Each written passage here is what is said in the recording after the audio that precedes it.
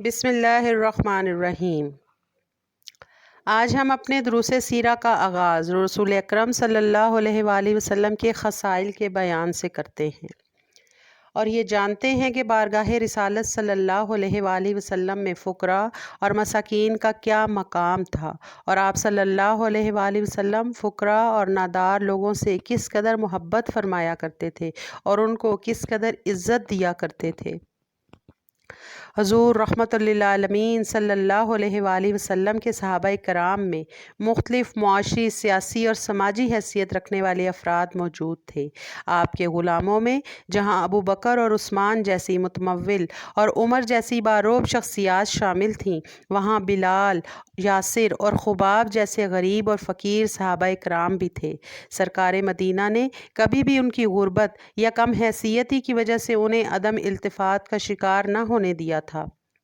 بلکہ آپ صلی اللہ علیہ وآلہ وسلم اکثر ان کی عزت افزائی اور دلجوئی فرماتے رہتے تھے تاکہ ان کے اندر غربت اور افلاس کی وجہ سے احساس کمتری پیدا نہ ہو جائے۔ حضرت عمار بن یاسر رضی اللہ عنہ ایک ایسے ہی غریب اور کمزور صحابی رسول تھے۔ وہ مکی دور میں اسلام کی پاداش میں اذیت ناک سزائیں برداشت کرتے رہے، لیکن صبر و استقامت کا کوہ گراں ثابت ہوئے اور رسول اللہ صلی اللہ علیہ وآلہ وسلم کی محبت کا عملی ثبوت دیا۔ مدنی دور میں جب ایک جنگ میں معروف سپہ سالار اسلام اور فاتح حضرت خالد بن ولید کے ساتھ انہیں ایک جنگ میں بھیجا گیا، وہاں پر حضرت خالد اور حضرت عمار کے درمیان کسی بات پر تلخ کلامی ہو گئی۔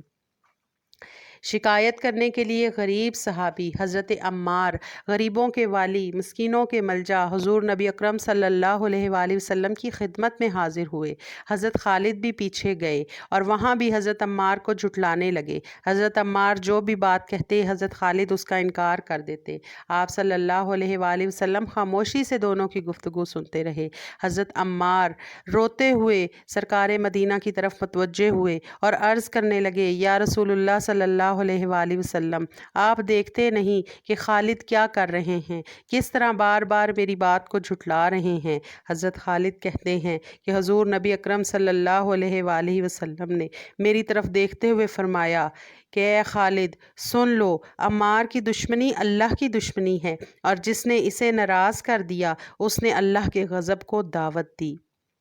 دیکھیے کتنے خوبصورت پیرائے میں کریم آقا صلی اللہ علیہ وآلہ وسلم نے غریب اور نادار کی عزت افزائی فرمائی کہ اس کی دشمنی کو اللہ کی دشمنی قرار دے دیا اور اس کی ناراضگی کو اللہ کی ناراضگی قرار دے دیا۔ حضرت خالد بن ولید لکھتے ہیں کہ اس کے بعد عمار کی خوشنودی سے بڑھ کر کوئی چیز میرے نزدیک محبوب نہ تھی، چنانچہ میں ان کی خدمت میں حاضر ہوا اور منت اور سماجت کر کے انہیں راضی کر لیا۔ اسی طرح صلح حدیبیہ کے تاریخی موقع پر اور اس کے بعد ایک مرتبہ مکہ کے رئیس ابو سفیان کسی کام سے مدینہ منورہ گئے اور چند لوگوں کے ساتھ حضرت سلمان، حضرت بلال اور حضرت صہیب جیسے فقیر صحابہ کرام کے پاس سے گزرے، تو ان صحابہ کرام نے کہا کہ کیا اللہ کی تلواروں نے اب تک اس دشمن خدا کو مزہ نہیں چکھایا؟ یہ وہ وقت تھا جب حضرت ابو سفیان ابھی اسلام نہیں لائے تھے اور اسلام کے بدترین دشمن تھے،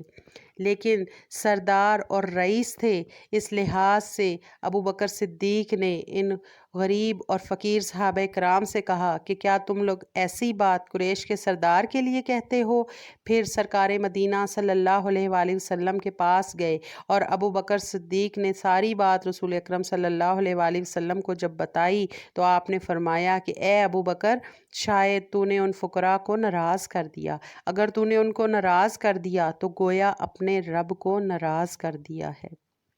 اب دیکھیے کہ کتنے پیارے انداز میں کریم آقا صلی اللہ علیہ وآلہ وسلم نے غریب اور نادار صحابہ کرام کی عزت اور دلجوئی فرمائی، اور آپ صلی اللہ علیہ وآلہ وسلم نے حضرت ابو بکر سے کہا کہ اگر وہ ناراض ہو گئے ہیں تیری بات سے تو تجھ سے تیرا رب ناراض ہو گیا ہے۔ حضرت صدیق اکبر رضی اللہ عنہ کے لیے رب کی ناراضگی کوئی معمولی بات نہیں تھی، اس لیے فوراً ان فقراء اور نادار صحابہ کرام کے پاس گئے اور پوچھا کہ کیا میں نے تمہیں ناراض تو نہیں کر دیا؟ وہ کہنے لگے، نہیں اے بھائی، اللہ تعالیٰ آپ کی مغفرت فرمائے۔ سیرت کے ان واقعات سے ہمیں یہ پتہ چلتا ہے کہ کریم آقا صلی اللہ علیہ وآلہ وسلم نادار، فقراء اور مساکین کے ساتھ کس قدر محبت کا معاملہ فرماتے تھے اور انہیں کتنی عزت عطا فرماتے تھے کہ ان کے مقابلے میں کسی کی عزت کو اہمیت نہ دیتے تھے کہ شاید وہ امیر ہے یا دولت مند ہے یا سردار ہے یا رئیس ہے تو وہ عزت والا ہے، بلکہ رسول اکرم صلی اللہ علیہ وآلہ وسلم نے اپنے صحابہ کرام کے ذریعے امت کو یہ میسج دے دیا ہے کہ جس نے غریب اور نادار لوگوں کو ناراض کیا یا ان کی بے عزتی کی یا ان کی دل آزاری کی تو گویا انہوں نے اپنے رب کو ناراض کر دیا اور انہوں نے اللہ کے غضب کو دعوت دے دی۔ آج سیرت مصطفیٰ صلی اللہ علیہ وآلہ وسلم سے